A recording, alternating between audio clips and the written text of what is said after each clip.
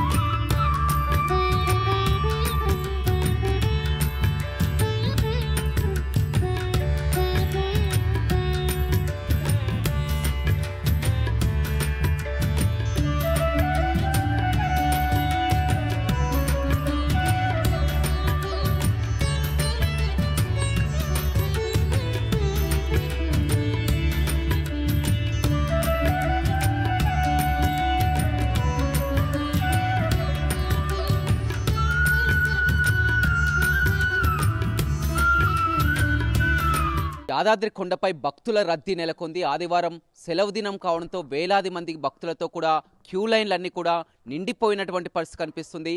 ఉచిత దర్శనానికి 3 గంటల సమయం, అదేవిధంగా ప్రత్యేక దర్శనానికి 2 గంటల సమయం కూడా పడుతుంది. మొత్తం భక్తుల రద్దీతో యాదాద్రి కొండ పరిసరాలన్నీ కూడా ఒక కోలాహలంగా మారడం జరిగింది. పుష్కరిణి కానీ ఆ ప్రసాద కౌంటర్ల వద్ద పెద్ద ఎత్తున సందడి నెలకొంది.